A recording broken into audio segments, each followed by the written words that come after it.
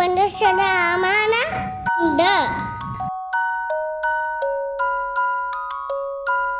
ತಾಯಿ ಜಯ ಪಾಪ ದ ಪುಣ್ಯ ದೊಡ್ಡ ಕಟ್ಟೆ.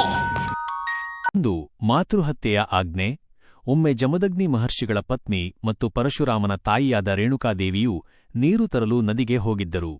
ಅಲ್ಲಿ ಗಂಧರ್ವರ ಜಲಕ್ರೀಡೆಯನ್ನು ನೋಡಿ ಮಾರುಹೋದ ರೇಣುಕಾದೇವಿಯು ಆಶ್ರಮಕ್ಕೆ ಮರಳಲು ತಡಮಾಡಿದರು.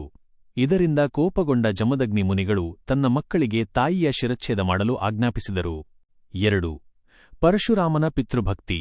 ಪರಶುರಾಮನ ಇತರ ಸಹೋದರರು ತಾಯಿಯನ್ನು ಕೊಲ್ಲಲು ನಿರಾಕರಿಸಿದರು. ಆದರೆ ತಂದೆಯ ಮಾತಿಗೆ ಮರುಮಾತನಾಡದ ಪರಶುರಾಮನು ತನ್ನ ಕೊಡಲಿಯಿಂದ ತಾಯಿಯ ತಲೆಯನ್ನು ಕತ್ತರಿಸಿದನು.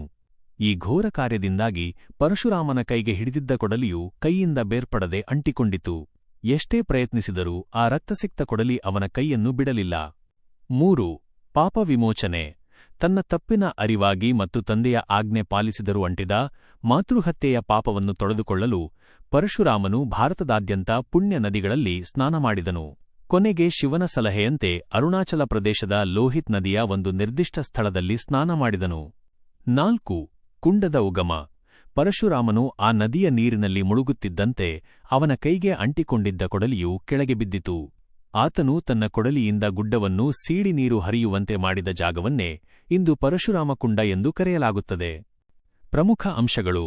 ಸ್ಥಳ: ಅರುಣಾಚಲ ಪ್ರದೇಶದ ಲೋಹಿತ್ ಜಿಲ್ಲೆ. ವಿಶೇಷತೆ: ಪ್ರತಿ ವರ್ಷ ಮಕರ ಸಂಕ್ರಾಂತಿಯಂದು ಸಾವಿರಾರು ಭಕ್ತರು ಇಲ್ಲಿ ಬಂದು ಪವಿತ್ರ ಸ್ನಾನ ಮಾಡುತ್ತಾರೆ.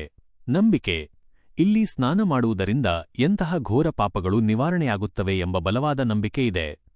ಪರಶುರಾಮನು ತನ್ನ ಕೊಡಲಿಯನ್ನು ತೊಳೆದ ಈ ಜಾಗವು ಇಂದು ಹಿಂದೂ ಧರ್ಮದ ಪ್ರಮುಖ ಯಾತ್ರಾ ಸ್ಥಳಗಳಲ್ಲಿ ಒಂದಾಗಿದೆ.